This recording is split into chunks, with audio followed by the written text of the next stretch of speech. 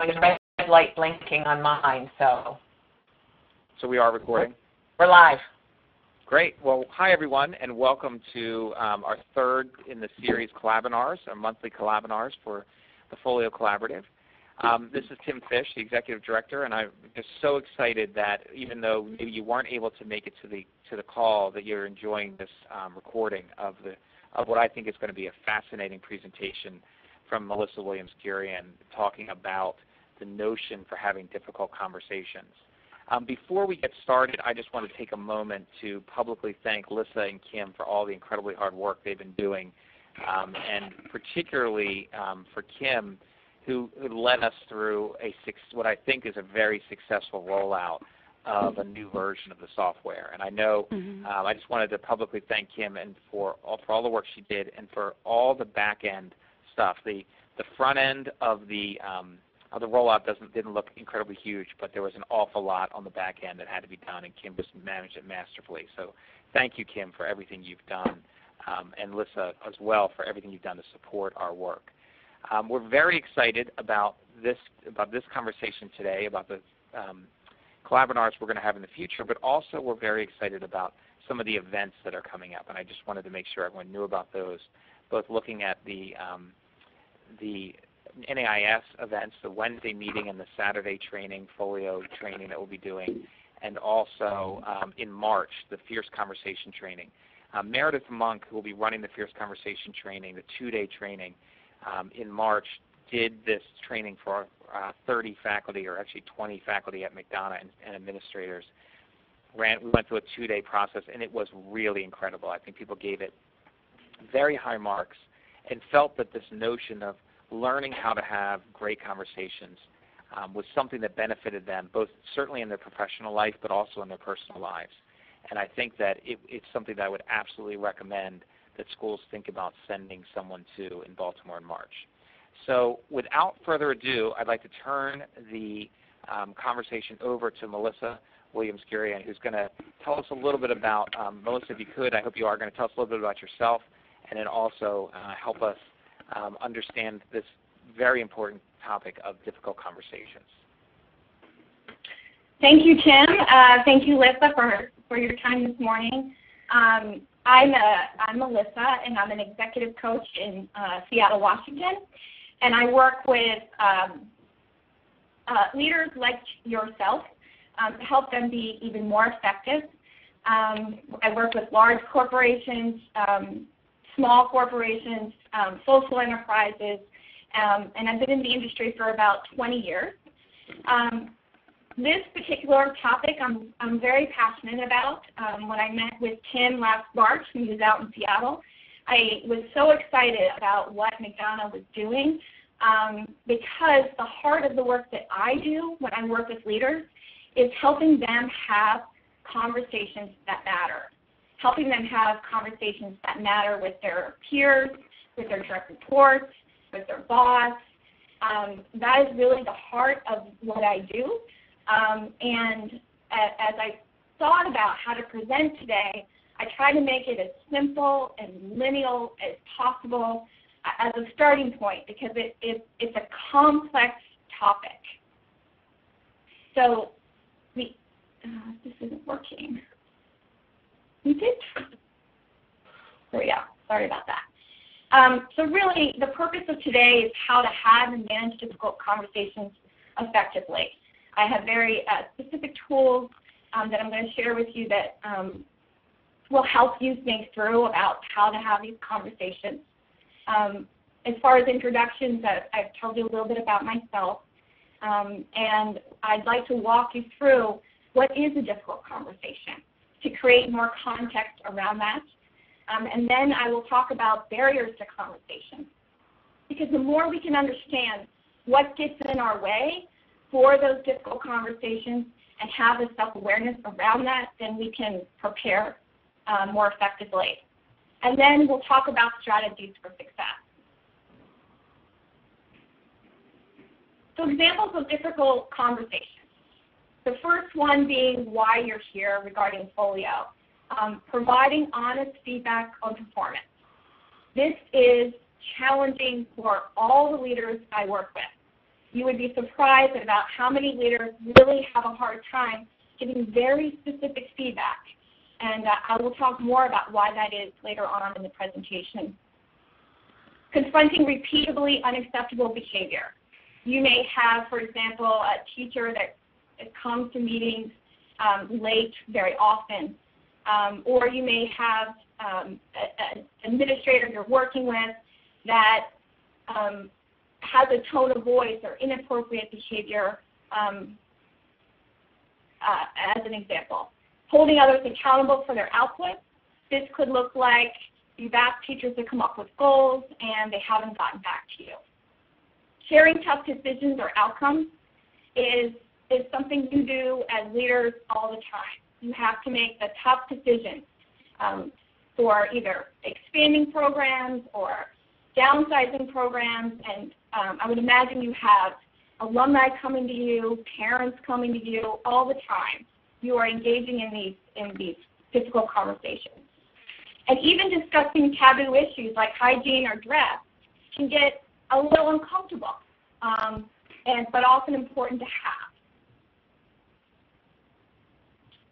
Difficult conversations, how I like to frame it for leaders, are really about coming together in front of something. That when I frame this for leaders in this way, that they're really just partnering with someone in front of something, they look at difficult conversations in a much different light. And they're often a result of conflicting perceptions, values, interpretations, or blind spots. So really understanding, what is this difficult conversation about? Is it about a value? Is it about that we looked at this in a different light? Or maybe it's a blind spot. Maybe I have a teacher that has a blind spot and we need to have a conversation about it. At their core, though, if you walk away with nothing more than this today, they're really about feelings. So understanding them for ourselves and the other, and talking about them when you're in the difficult conversation, and then managing them are critical to success.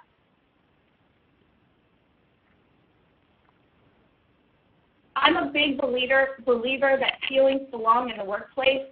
It is through them and understanding them that we get to the root cause. They inspire us to act or not act. I can't tell you how many meetings that I've been with teams that will be in the middle of a debate and they're stuck.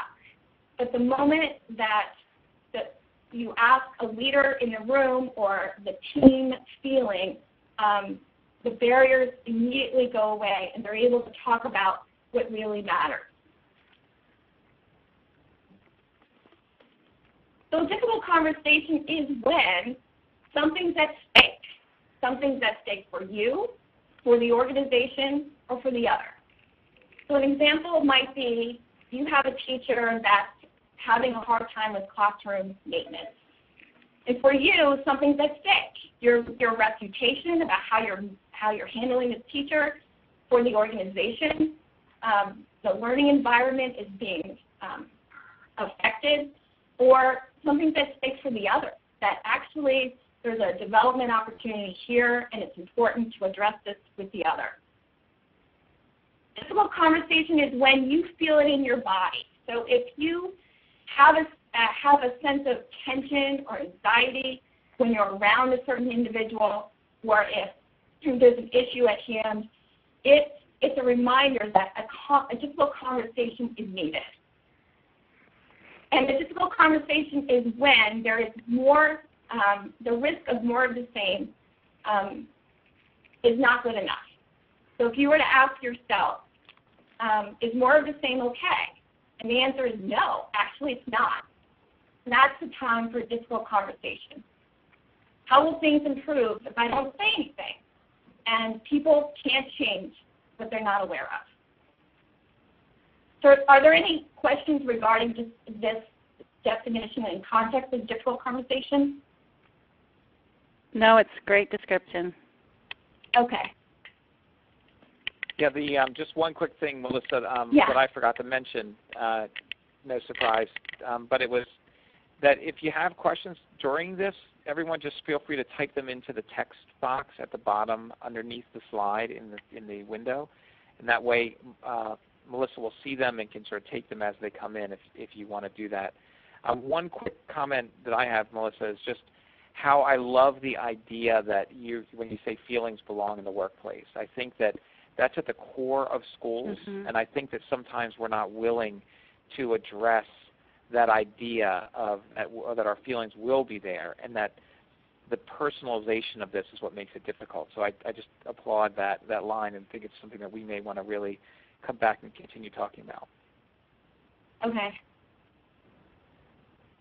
So I'm going to talk about 4 barriers for difficult conversations. As I mentioned before, the more we can understand what our barriers are or what the other might be, the more successful that conversation is. And the first barrier is that we all have our personal threshold for difficult conversations. Our thresholds are created by our family. Some families are raised in environments where there's lots of conflict and people talk about things open and honestly. And some families don't. They don't talk about things. And our thresholds are also created by the norms in our work environment. So that's a question for all of you. What kind of work environment do we have? Do we have an open and honest environment? Do we get feedback in the moment? That helps shape our threshold. And our culture is another big piece. Some people say that, as far as the American culture, I hear this all the time, that, the East Coast has a stereotype of being very direct and honest, and West Coast less so. If you look at Asian cultures, some say that there are more, they feel a little less interested in difficult conversations versus Italian culture. That we're all shaped by, the environments that we work in. And I would imagine even those that are in the room right now that there's a continuum, that some are more comfortable in the hot tension and some are less so. So thinking about that for yourself, about what is your threshold and what is the threshold of the person I'm going to be talking to. The second barrier is a really important barrier to understand, that dyads are unstable. That when you get in the room one-on-one with someone, everything changes. I can't tell you how many leaders I speak with that when they're in front of the group, when they're in front of the team, they have no problem telling people what they think, what they want. But the minute they get one-on-one, they struggle. And I think that's part of the reason why giving performance feedback from many leaders is a real challenge. As far as what happens is people will vacillate between the closeness and distance of that one-on-one intimate environment.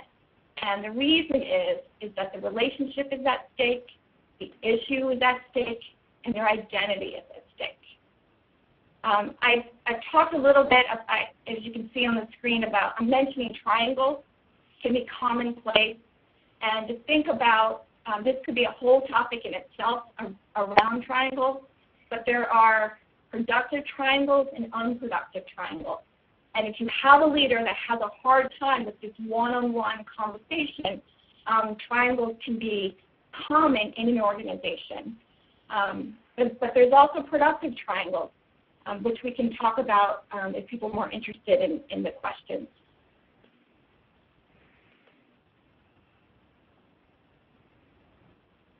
I just lost my place.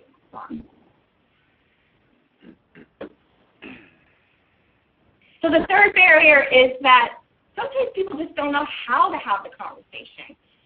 They haven't had great role models. They haven't seen it done well.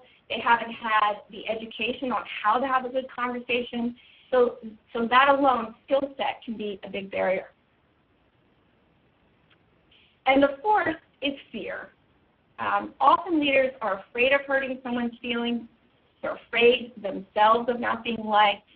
and they're afraid that they might damage the relationship. They might actually make things worse. So fear is a significant barrier that I think that leaders struggle with to move forward with a difficult conversation. So what do you do, right? So we've got these barriers, what do you do? And there's two strategies I'm going to talk about today to really close the gap of where you are and where you need to be.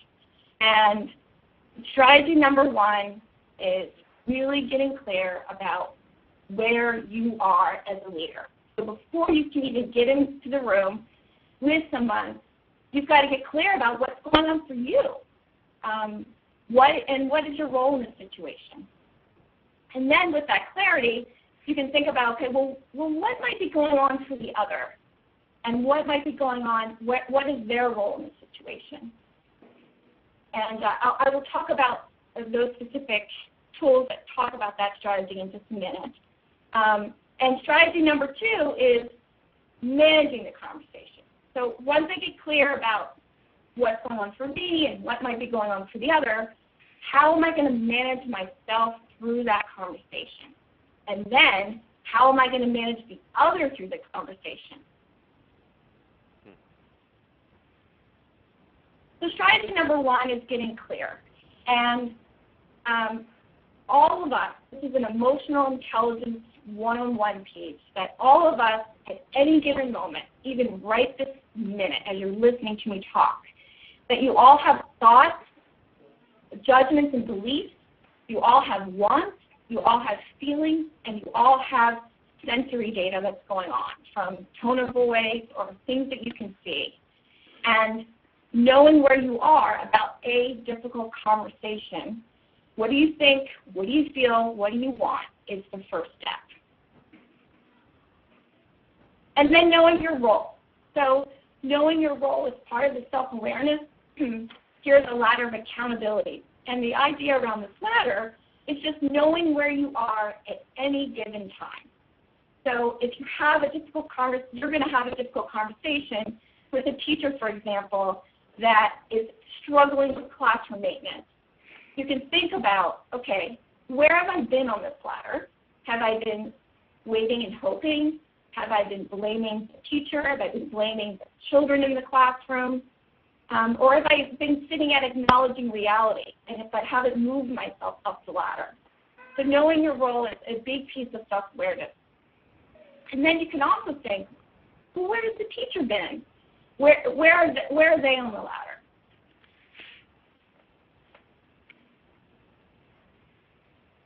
So the chance of clear communication increases when the sender thinks carefully beforehand what to say. So here I have a map. Essentially, it's a map that walks you through a conversation to help you get clear about what it is you will really want to talk about. So the first step is to identify what is the issue. So if this is the teacher with classroom maintenance, you would get really clear. The issue is I've got a teacher that's struggling in the classroom, and what's at stake is my reputation, the teacher's growth and development, and most importantly, the learning environment for the children. And then step two is the self-awareness. What are my thoughts? What do I feel? What have I observed? What do I really want? And then define the facts. So getting clear about, after you've gotten clear about what's going on through your own emotion around it, what are the facts? How long has this been going on? What was said? What was done? And what was not done is as important as what was done. And then step four is getting really clear about, well, what are my bigger intentions? What are the outcomes I'd like to achieve in this conversation? Step five is examining your own personal contributions. You can bring that piece to the conversation. And then step six is walk you through, okay, what action am I going to take? And in step six, it also, there's a question about, well, what is going to get in my way for this conversation? And you can think about, okay, well, what is the barrier I might have that I need to be aware of before this conversation? Is it that I want to be liked? Is it that I don't have a high threshold for conflict? What's going on for me? So are there any questions regarding strategy number 1 before I move to strategy number 2? This isn't a question, but I find these frameworks so helpful in sort of providing a guide for just structuring this preparation is so helpful. So thank you. Oh, thank you. So as we move to strategy number 2, we've gotten clear now for ourselves about what it is we want to talk about in the conversation. We've got to think about now about the conversation itself. And so I always suggest to leaders to really think about connecting with that other individual versus just communicating, telling them what you think, what you feel, what you want. So thinking about having eye contact, you can really connect. That you can open up your own body language, and then if you feel defensive, you can move to a learning stance. And really work to connect at a deeper level. What is the feeling underneath? And acknowledge their feelings. As I mentioned before earlier, that's really a piece of a successful conversation. And actively listen and paraphrase. I really love the kanji, the Chinese and Japanese kanji around listening. And as you can see here, the pictures that they use are not just the ears, but the eyes, the undivided attention, and the heart. So if you can bring your heart into this difficult conversation, it really helps to be more successful. So when you're in it and you're managing the conversation, remember that the other person is asking themselves, am I confident, am I a good person, and am I worthy? So the more that you can acknowledge what their feelings might be, the more likely you'll have success and more opportunity to actually help change their views. Because people are not going to change their views if they don't feel understood. And to remember, if it gets heated, always move towards acknowledgement and move to a learning stance. So what was that last comment, Melissa? What was the last thing? Move to a what? Learning stance. Okay, thank you. Is that clear? Yes. So I've listed about 8 conversational openers. Sometimes people it's helpful just to have a few openers in your pocket when you're about ready to have a difficult conversation. I'll read a couple for you, which is the first one says, I have something I'd like to discuss with you that I think will help us work together more effectively. Or the next one reads, I'd like to talk to you about the classroom maintenance, but first I want to get your point of view. And then there's 3 more on the next slide. So it's as important as conversational openers are, it's also important to know what not to say. And I've decided to put this in the presentation today because I often hear leaders say that to parents and to other employees, which is, I'm sorry you feel that way. And so that phrase alone, I would encourage to bury it because people feel marginalized, invalidated, and negated. I can remember saying that probably 10 times. Mm-hmm. So it's so great that you bring that up. So here's your checklist. I'm sorry. I think that's a really good thing to talk about because what are the alternatives? I mean, I agree with you that it marginalizes and it puts people off, but there are times when that's legitimate. I'm sorry. I'm not sorry for what happened. I'm sorry that you're reacting to it the way that you're feeling the way you are about it. So how do you sort of acknowledge that? I mean, I think that's when I use it is to get away from I think something wrong has happened. It's my acknowledgement that I'm sorry that the person has reacted the way they have. Right. Don't you think? So, oh, sorry. Yes. Good. No, I was just going to say sometimes just acknowledging how they're feeling helps bring that down. Instead of saying, I'm sorry you feel that way, you can see, I see you're really disappointed with what I'm saying. And then try to put your perspective across, just acknowledging, sort of empathizing with how they're feeling. That's exactly it. It's acknowledging what they feel and acknowledging, your piece in it, because we go back to the accountability ladder. Yeah, and I think it's, for me, the key there is the I'm sorry, right? This a masquerade of an apology that I think is the part that I never would have thought about, and it makes me think about how often I use I'm sorry, and should probably be more thoughtful about that. But there's a way, I think, to acknowledge. I've often found myself in a situation where what I'm trying to communicate is that I understand how they've experienced the situation, and that experience is not something I've ever wanted them to have. So there's a way that the way this is phrased, I'm sorry you feel that way, does come across as what's wrong with the situation is you, right? Your interpretation of it. But there's a closely related thing which is about establishing that empathy and communicating that you actually do understand how they've experienced it, and that it's not your intention for them to experience things that way. That I think can go a long way towards building that bridge, building a productive bridge. That's well said. That's very well said.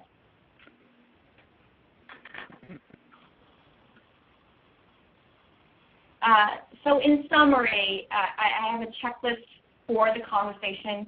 The checklist is, first, identify that there is a problem and that's something that's big.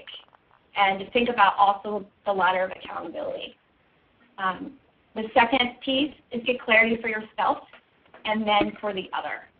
The more clear you are, the more effective that conversation will be. The third piece is gather the facts. They're as important as getting clear for yourself because you can talk about the facts. Putting yourself in their shoes is really critical for a very effective conversation. And then lastly, really preparing for that conversation. Getting clear about what are your goals when the conversation is complete. What are your next steps after the conversation? That's really helpful when things are heated or you're flooded to know, okay, how am I going to end this? What do I know the next steps are? And then getting clear about how will I manage myself during the conversation? How do you want to show up in this conversation? It can be helpful to get really clear about what that intention looks like. And then being prepared about how will I manage the other. If they get defensive, what am I going to do? How can I make sure I acknowledge their feeling and so forth in that conversation. And so I end this as the Susan Scott, one of my very favorite quotes is the conversation is the relationship. We love it. Melissa, thank you so much. And I wanted to call your attention to two questions from Molly in the chat window about triangles and the notion of productive versus not productive triangles, and wondered if you might speak a little bit about that. Okay, so a productive triangle, a couple things to think about triangle. One is a productive triangle would be going to someone to get clear about a conversation you're about ready to have. And if you talk to a peer to help you get clear and then go back to the person you're going to have the difficult conversation, that would be a productive triangle. An unproductive triangle would be that you go to your peer and you talk about what's upsetting you, but you never go to the person that the issue is at hand on. The other productive triangle is you will notice probably if you're talking to parents, oftentimes two parents will come into this conversation. That's a productive triangle. It eliminates one of the barriers I was talking about, that intensity of one-on-one. It kind of stabilizes the room.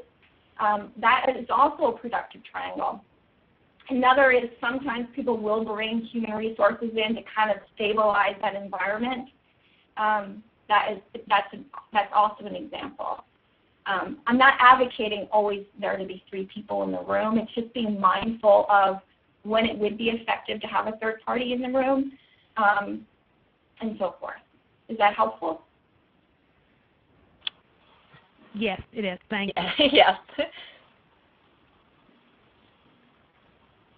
I was thinking originally that the triangle was always 3 people in the room, and I like the distinction that sometimes you have a partner, someone up here, someone you can talk with to rehearse the conversation, work through the framework that you provided, and you're doing that. One of the things that comes out a lot in the Susan Scott work is the work you're doing is in service of the other person, right? That your intentions are not to gossip or talk about that person or whatever, but to plan for a way to help that person. And that's the environment we've been trying to encourage the folks that are, because this is new for us, and we've got folks who do have some very difficult conversations coming down the line, but to use each other to help each other, work through those conversations in advance. So that's what I was hoping she would say in terms of a productive triangle, but that makes a lot of sense. So we can really support each other because we're all in the same boat in a lot of places. That's right. No, I concur. That's a productive triangle. And they're common. Yeah. Go ahead. I have a new question. I was just going to, yeah. Go ahead. I'm sorry. I just wanted to communicate that triangles are common in all organizations, and it's just, again, and very unproductive triangles are common, and they're more so common in organizations where norms are not to have direct, honest conversations. So the more you can think about, okay, what are the norms in our environment, the less triangles you will have.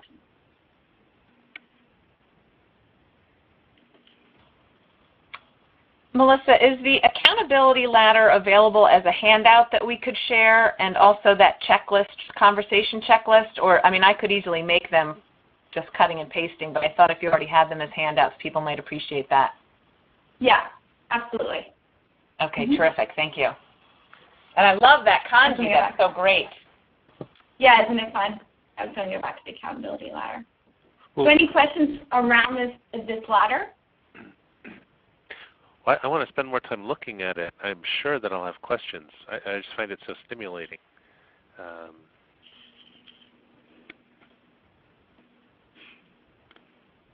It reminds me of the energy thing. Mm-hmm. Yeah.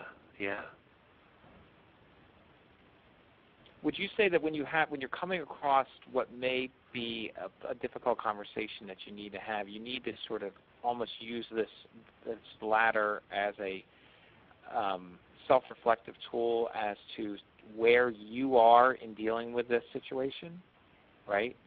So the two, am I at blame others? Am I at I can't? And I come with excuses why I can't have the conversation, or that I'm waiting and hoping. And that you almost are asking yourself, where am I right now dealing with this? And sort of, am I in the victim level or the accountable behavior level at the top?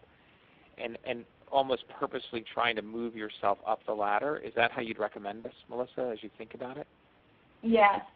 So this ladder is also it's also a representation about what your threshold is for difficult conversations. That environments that have lower, less difficult conversations or honest conversations, that the organization tends to work as the wait and hope in general. So the more the norm in the environment is around having open and honest conversations on a regular basis, the productivity in the organization is much higher. It's towards the top. And I think that that's why part of the heart of the work I do is helping people have conversations that matter is important, because the productivity and around the organization goes up by tenfold. And Microsoft had a really interesting article in Vanity Fair in August, and I'm not sure if any of you read that piece. But part of why Microsoft has been struggling is because they did not do collaborative conversations around with their colleagues. That's the core that has gotten in their way of their success.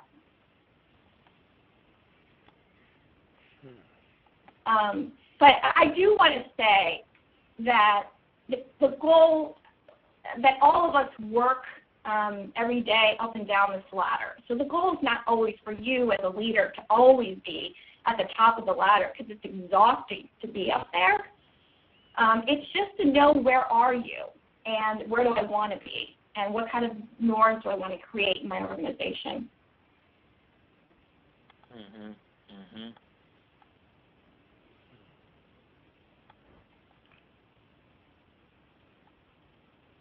Any other questions or any other slides you'd like to relook at?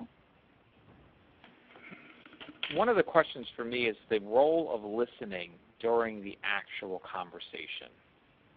One of the things that I've noticed I often do is I try to fill any silence with my own voice, and I probably talk way more than I need to. Mm-hmm. Yeah, so the self-awareness is a really important piece. Understanding what kind of leader am I? Am I more of an extrovert? Am I uncomfortable with silence, especially if things are tense? I think that that's part of preparing for that conversation about how am I going to show up. My goal here is really to listen, which requires me to ask lots of questions. I think that's a really important piece. And then for some leaders, they're kind of introverted, and their style will be to ask questions and listen, so it'll be easier for them.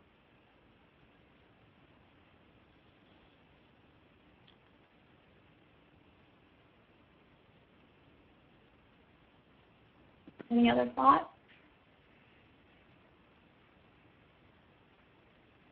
Well, Melissa, I want to thank you so much for taking the time to prepare the slides and to share your thoughts with us. This is incredibly helpful information. And I also want to thank you for doing it in a way that we can it's very manageable and digestible, both in your slide preparation but also in your presentation. I think this is now a presentation that's I think short enough and manageable enough that it can really be shared within our schools. So thank you for your brevity as well. I know that can be very hard to do. And I wanted to just ask if anyone wanted to share any feedback. We have Catherine and Molly and Nasif from 3 Folio schools on the call. If there's anyone who wanted to share a little bit of feedback about how the Folio process is going in your school, and whether or not you have any questions that you'd like to ask of the general group or just about the entire Folio process.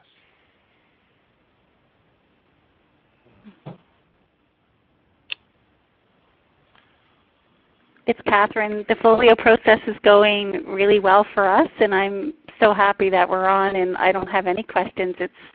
I love how we've been able to, the teachers have loved it too at my school, so it's been wonderful.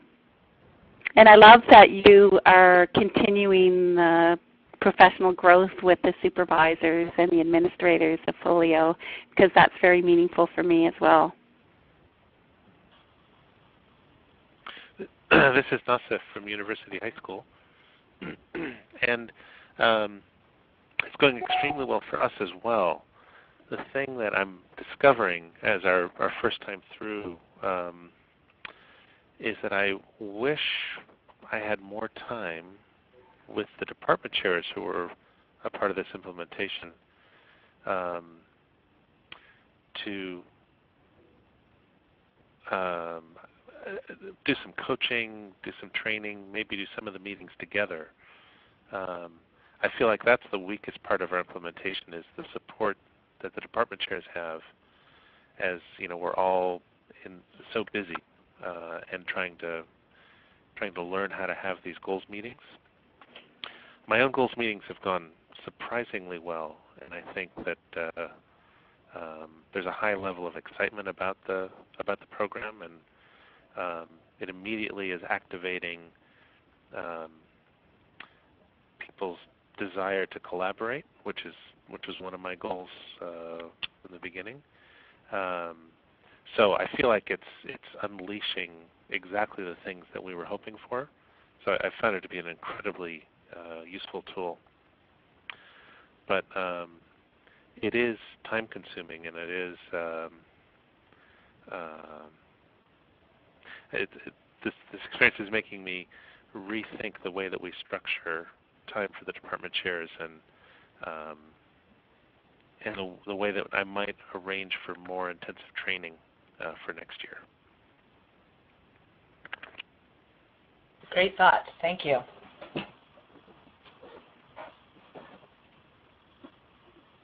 Well, I wanted to thank everyone for coming on the call today and for sharing your thoughts and ideas. And as you all know, Melissa and Kim are always out there, as am I, if you have any questions or want to discuss anything further. And just to let everyone know, we are in the process of talking with new schools about coming online. And if you have friends or people who have heard about it or talked about it, and they said, oh, we should really think about doing that at our school, I encourage people to get in touch with Melissa fairly quickly, because what we're finding is that there's a lot of interest in the Folio process that's gaining quickly, and we don't want this. We continue to be, our most important goal is that the implementation in our member schools is successful, and we're being very cautious about growing it so quickly that we would maybe lose the ability to help our member schools. And so right now we sort of have a tentative cap that we're putting in place in terms of growth. And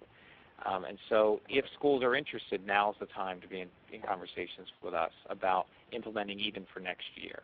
And so we look forward to continuing the conversations. The next Collabinar, I don't know, Melissa, if you happen to have that date or the topic on hand. If not, I'm sure it'll be in the email follow-up. Right. I don't know it off the top of my head. It looks like Friday, November 9th. Tips Great. for conducting a climate survey in your school. Wonderful. I have mastership. It's going to be mastership with Jeff Wag. Yeah. Okay. We had to reschedule the climate survey guy. Oh, okay. I have a former schedule printed out. Okay. Great. Thank you, Kim. So Friday, November 9th, we'll be getting all back together, and we'll be sending out the recording. And hopefully, I know we've had some. I appreciate everyone's patience with the lack of great quality on recordings. I'm hoping, crossing our fingers, that this one's going to work really well, and that Click the Meeting has worked well. One last question: has Click the Meeting worked well for Molly and Nassif and Catherine? That was easy, and Kim, to get in. Yeah, very easy. Yes. Yeah. Yes, very much. Great. Let's hope that this is our solution long term. And thank you, Melissa and Kim, for doing all your research to find a solution that might work better for us. With that, unless anyone has anything else, I think we can sign off. Melissa, thank you again for your incredible help on this and the time you took to prepare this presentation. We truly appreciate it. Happy to do it. Thank you, Melissa. Yeah, thank you. Thank you. Really wonderful. Thank you. Bye-bye, everybody. Thank you. Bye. Bye. Bye. Bye-bye. Bye, everyone.